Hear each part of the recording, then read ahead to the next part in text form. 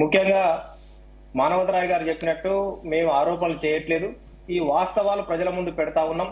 ఈ ప్రజలందరికీ తెలిసి ఈ పూర్తిగా వాస్తవాలని చెప్పేసి గత ప్రభుత్వం బీఆర్ఎస్ ప్రభుత్వం ఉన్నప్పుడు విద్యార్థులందరి గతంలో ఎప్పుడు లేని విధంగా సన్న బియ్యం తోటి అన్నం పెడుతూ దాదాపు ఒక విద్యార్థి మీద 1,25,000 రూపాయలు ఖర్చు పెడుతూ అదే విధంగా 200 చిల్లర ఉన్నట్టు 250 దాకా ఉన్నటువంటి గురుకుల పాఠశాలలో 1000కి పైగా పెంచి వారిపైన ఒక ఐపీఎస్ ఆఫీసర్ ను తీసుకొచ్చి ఒక మంచి చిత్తశుద్ధి కలిగినటువంటి ఐపీఎస్ ఆఫీసర్ ను తీసుకొచ్చి గురుకులాలను పటిష్టపరిచే విధంగా కేసీఆర్ గారు ఏ విధంగా పనిచేసిరో ఆ అధికారికి పూర్తి స్వేచ్ఛ ఇస్తూ 7 సంవత్సరాల పైగా సెక్రటరీగా ఉంచి మార్చకుండా మారిస్తే కొత్త వాళ్ళు వస్తే అర్థం చేసుకునే వాళ్ళకు టైం పడుతుందని చెప్పేసి అంత చిత్తశుద్ధి ప్రయత్నించినటువంటి అంత చిత్తశుద్ధిగా ఉన్నప్పుడు ఎప్పుడు అసలు మీరు అధికారంలో ఉన్నప్పుడు అసలు ఎప్పుడు ఫుడ్ పాయిజనే జరగలేదా స్వామి గారు?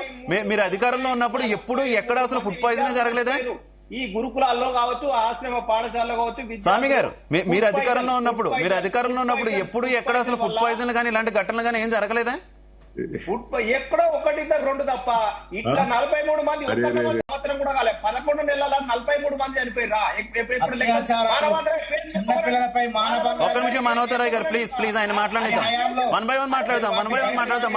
మానవతరాయ్ గారు ఒక్క నిమిషం ప్లీజ్. రాయ్ గారు మీరు కంటిన్యూ స్వామి గారు కంటిన్యూ. మీరు ఒక 11 నెలల 43 మంది బీఆర్ఎస్ ప్రభుత్వం హయాంలో చచ్చిపోయినా అంటే గతంలో చచ్చిపోయారు కాబట్టి ఇప్పుడు మేము అడగకూడదు. గతంలో ఒకరిద్దరు చచ్చిపోయారు కాబట్టి మేము కూడా బాధ అంటే కూడా చచ్చిపోతారని అడగకూడదు. ఎవరి ఆధ్వర్యంలో మీ ఆధ్వర్యంలో నిర్లక్ష్యం ఉంది. బెదిరిస్తా ఉన్నారు, దందా చేస్తా ఉన్నాడు ముఖ్యమంత్రి. ఒక్క నిమిషం మానవతరాయ్ గారు ఒక్క నిమిషం వన్ బై వన్ మాట్లాడదాం ప్లీజ్. మానవతరాయ్ గారు నేను మళ్ళీ మీకు అవకాశం ఇస్తా ప్లీజ్. జోక్యం చేసుకోవాలి, మా సమయంలో మీరు జోక్యం చేసుకోకూడదు కదా. కంటిన్యూ స్వామి గారు వినండి కదా. ఇవాళ గురుకుల పాఠశాలలో ఈ 11 నెలల్లో 43 మంది చనిపోయారంటే దానికి కారణము ఇవాళ ముఖ్యమంత్రి గారి పనితీరు, ఆ నిర్లక్ష్యం. దానికి పూర్తి శాఖ మంత్రి ఏర్పాటు చేయకపోవడం, వాళ్ళు పట్టించుకోకపోవడము, దానికి పర్యవేక్షణ లేకపోవడము, నాణ్యత ఆహారం అందించకపోవడము, ఆ కాంట్రాక్టర్లను పట్టించుకోకపోవడము, ఇన్ని రోజులు చనిపోతున్నా కూడా ఈ గురుకులాల మీద ముఖ్యమంత్రి గారు ఒకటో సమీక్ష సమావేశం నిర్వహించి ఎందుకు చనిపోతా ఉన్నారని చెప్పేసి దీని మీద కమిటీ ఏర్పాటు చేయడమో ఇంకోటి చేయడమో చేసిరా ముఖ్యమంత్రి గారు? చేయలేదు కదా. అంటే ఆ యొక్క సమస్యలు ఆయన పట్టించుకునే పరిస్థితిలో లేడు. ఆయన ఆధార్ గురించి, లేదంటే వాళ్ళ అల్లుని గురించి, లేదంటే వాళ్ళ పనిలో ఉన్నాడు తప్ప కాంట్రాక్ట్ల గురించి చర్చించుకొని మూసి అనే ఇంకోటనే కొత్త స్కీమ్ పెట్టి పైసలు కొట్టాలనే ప్రయత్నం తప్ప పేద ప్రజల పక్షాన పేద ప్రజల మీద ఆయనకి ఏమాత్రం కన్సర్న్ లేదు. రాయ్ గారు చెప్తున్నట్టుగా ఇలా మూసీకి జాతీయ హోదా సాధించమని చెప్పండి. ఈ 11 నెలలు అంటే చాలా పెద్ద సమయం. ముఖ్యమంత్రి గారికి మిలిగింది ఇంకొక నెల పోతే ఇంకా మిలిగింది 4 సంవత్సరాల, ఇంకా మిలిగింది 4 సంవత్సరాలు. సంవత్సరం అయిపోయింది. వినండి మీ టైం అయిపోయింది. రాయ్ గారు మీరు వినండి. మీరు తీసుకురండి మూసి ప్రాజెక్టు జాతీయ హోదా తీసుకురండి. అదే నిరూపించండి. ఎవరు చేయండి, ఎవరు సాధ్యం కానీ మీకు సాధ్యం చేయండి. తెలుసుకొని మాట్లాడండి దయచేసి. రాష్ట్ర ఆదాయం మొత్తం పడిపోయింది. ఇప్పుడు కూడా అప్పులు తీసుకొచ్చే ముఖ్యమంత్రి గారు నెలకు జీతాలు ఇచ్చి నడుపుతా ఉన్నాడు.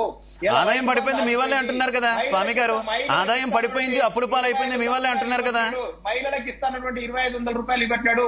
రైతు భరోసా పేరుతో రైతు బంధును 15,000 రూపాయలు ఇస్తా ఎకరానికి అన్నాడు. ఇప్పటికి పంట కూడా కోచిరు, ఇవ్వలేకపోయాడు.